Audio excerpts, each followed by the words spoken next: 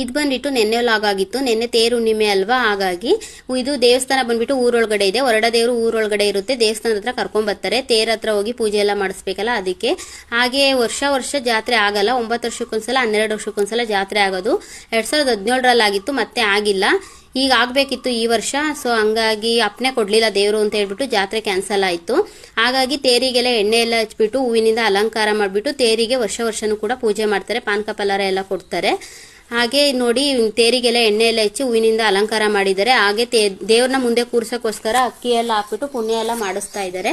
ಇಲ್ಲಿ ದೇವ್ರ ಕುಂಡಿಸ್ಬಿಟ್ಟು ಪೂಜೆ ಎಲ್ಲ ಮಾಡ್ತಾರೆ. ಸೊ ಇಲ್ಲಿನ ಸಂಪ್ರದಾಯ ವರ್ಷನೂ ಕೂಡ ಮಾಡ್ತಾರೆ. ಸೊ ಹಂಗಾಗಿ ದೇವರೆಲ್ಲ ಕೂರಿಸಿದ್ರು, ಪೂಜೆ ಎಲ್ಲ ಮಾಡ್ತಾ ಇದ್ದಾರೆ ನೋಡಿ. ತೇರನ್ನೇನು ಎಳೆಯಲ್ಲ, ಅಲ್ಲೇ ಇರುತ್ತೆ, ಪೂಜೆ ಮಾಡ್ತಾರೆ. ತೇರೇನು ಎಳೆಯಕ್ ಹೋಗಲ್ಲ. ಸೊ ಎಳೆಯಕ್ ಆಗಲ್ಲ ಅನ್ನೋದಕ್ಕೋಸ್ಕರನೇ ತೇರು ಹುಣ್ಣಿಮೆ ದಿನ ಪೂಜೆ ಮಾಡ್ತಾರೆ ಅಷ್ಟೇ. ಇವತ್ತಿನ ಲಾಗ್ ಇಷ್ಟ ಆಗಿತ್ತು ಅಂತ ಹೇಳ್ತಾ ಸಿಗುವ ಮತ್ತೆ.